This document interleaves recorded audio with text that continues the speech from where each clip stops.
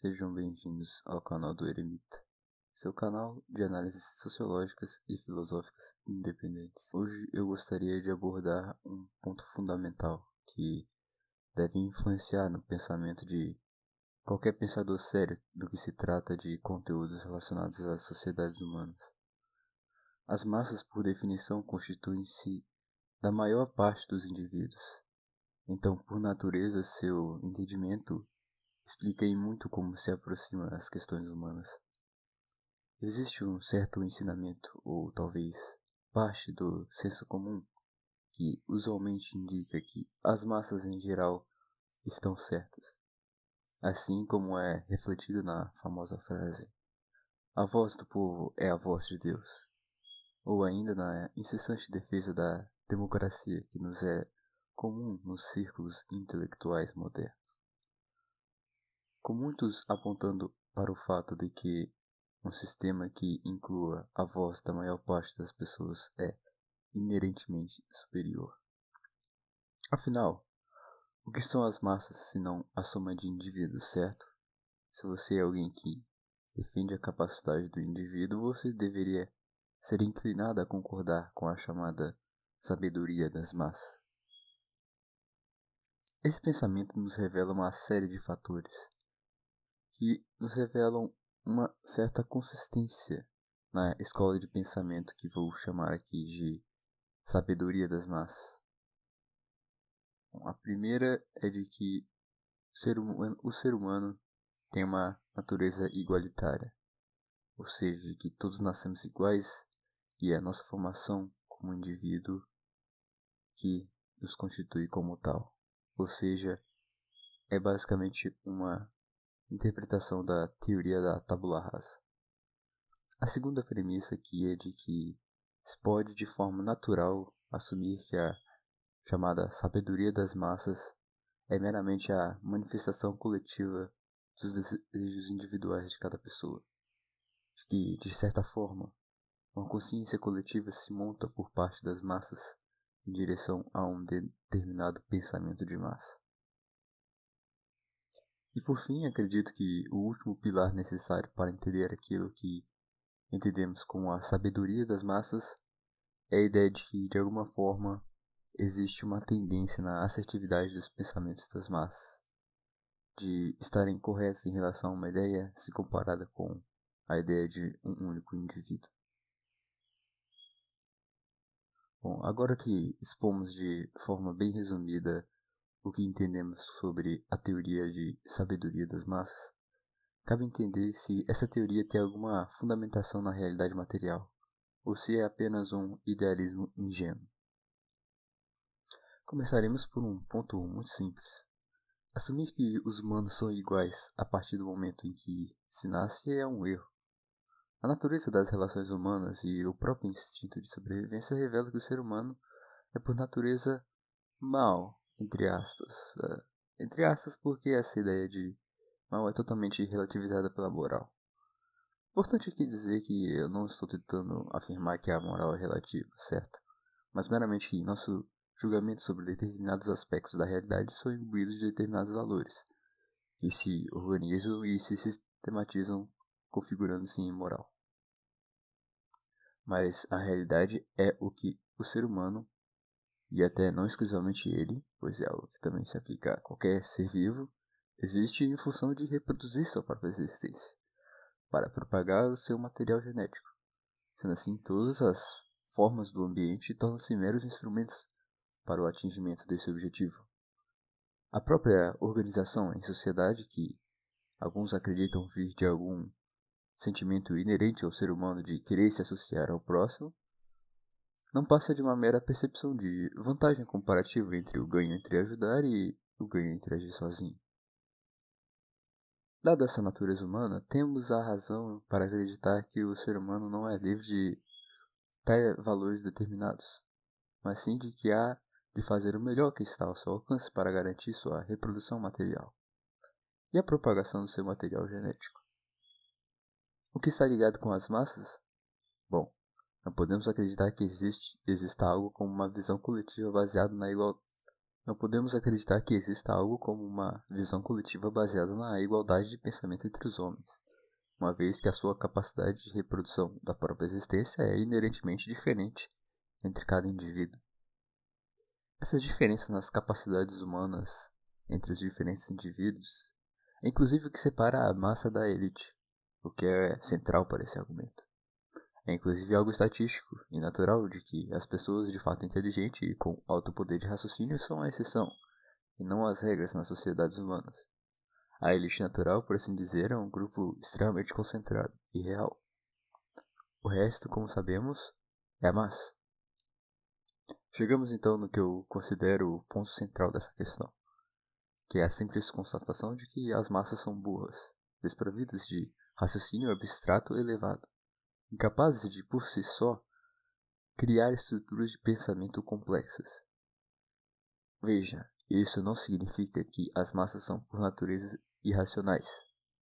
A minha teoria que estou expondo aqui é que existe uma diferença clara entre a massa, povo, o indivíduo médio e indivíduos de elite. Muitos vão acusar essa análise de elitista por natureza, o que seria absolutamente correto. Não interpretem errado, não existe julgamento de valor aqui. Não tem nada de errado em você fazer parte da massa ou superior em fazer parte da elite. Apenas é uma constatação simples de que a maior parte das pessoas, os seres humanos que você encontra no dia a dia, são parte da massa, ou seja, não possuem a capacidade necessária para ser elite, de ter um pensamento elevado, de ser um vértice de mudanças. Bom, o que deu origem ao que eu chamo de Era das Massas? A ascensão dos movimentos populares, principalmente depois da Revolução Francesa, foi fundada na crença de que a vontade popular pode ser uma força política real, quebrando a tradição de milênios que se estabelecia de que a mudança concreta se dava a partir de lideranças naturais, ou seja, a elite. Com isso se dá ao que eu gostaria de chamar de Era das Massas, não porque de alguma forma as massas tenham relevância política direta, mas sim porque é nesse âmbito que ganham proeminência, pois já existiam antes os movimentos que diziam falar em nome das massas, e os desejos desses movimentos é a vontade geral do povo, e que a partir deles o povo teria voz. Talvez o maior pináculo e a maior vitória política e expressão política da teoria da sabedoria das massas seja a democracia, que tanto em seu sistema representativo como no direto tem sua base no princípio que já citamos.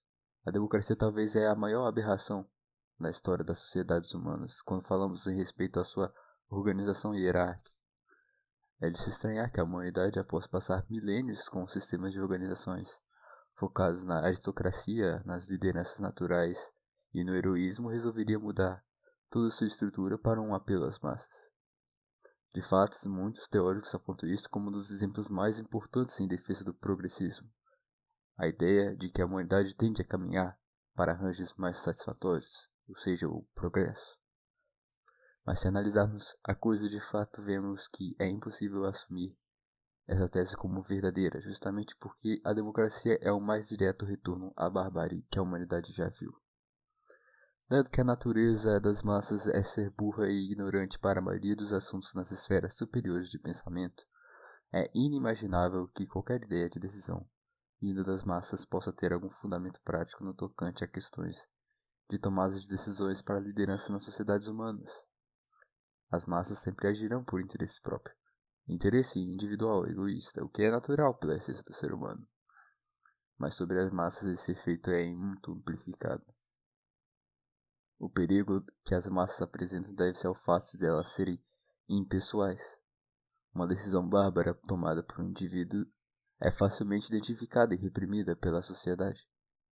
No entanto, quando essa barbárie torna-se forma de vontade das massas, isso passa a ser tratado como natural. Afinal, se de alguma forma a maioria ou em grande parte das pessoas passa a concordar com algo, todo o transcendental e o pensamento elevado ficaria invalidado justamente pela pura quantidade de pessoas do povo que concorda com algo. Bom, eu não deveria ter que dizer isso para vocês, mas é óbvio que o número de pessoas que acreditam em uma mentira não invalida a verdade. E da mesma forma, o número de pessoas que defendem uma certa ideologia, movimento ou política de forma alguma concede validade ou veracidade para tal. É um dos grandes problemas da nossa era, o poder que entregamos às massas. Uma vez que a tirania tomou conta dos corações das massas, que é a inevitável tendência da natureza do ser humano, a expoliação do homem pelo homem torna-se lei. A barbárie vira a norma da sociedade.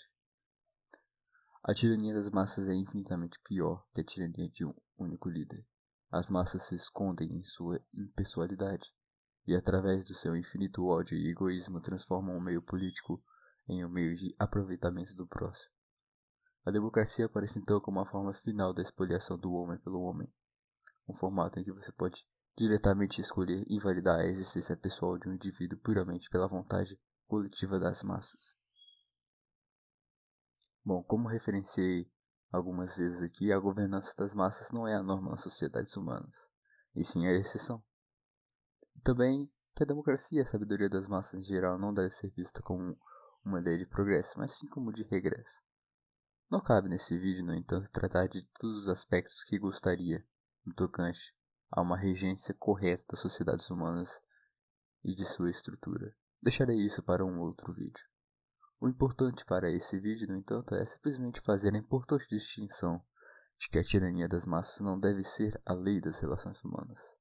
Quando esta se torna a palavra final, quando a sabedoria das massas é tratada como autoridade, é sempre assim que as sociedades entram em seu processo de declínio.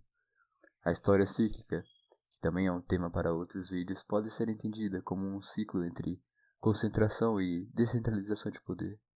Sempre que uma liderança se torna tirana, muito se clama pela sabedoria das massas, que inevitavelmente também se tornam tirânicas e são derrubadas por respectivas lideranças, boas lideranças naturais. Sendo assim, acho que a minha interpretação para o período conterrâneo seria justamente essa, que estamos vivendo um período de decadência moral e cultural, em grande parte porque há séculos nos foi ensinado a confiar na sabedoria das massas, de que a voz do povo nos guiaria para um caminho sem tirania e opressão, onde poderíamos desfrutar de nossas liberdades sem se submeter a nenhum tirano. No entanto, como podemos ver, cada dia mais vivemos sem liberdade. As elites torpes utilizam as ideias de sabedoria das massas para viver cada dia mais da expoliação e da destruição da sociedade geral. As massas, em sua ignorância e egoísmo, só lutam entre si mesmos, fomentam o divisionismo e o ódio e falham em identificar o real inimigo. E mais do que isso, as massas por si próprias exigem a sua própria dominação. Clamam por aquele que vai tirar suas liberdades. Clamam por aquele que vai destruir o seu próximo. Fomentam a tirania no ambiente natural. Portanto, me parece prudente afirmar que não há outra forma de entender o momento atual como um ciclo de decadência promovido pelas massas.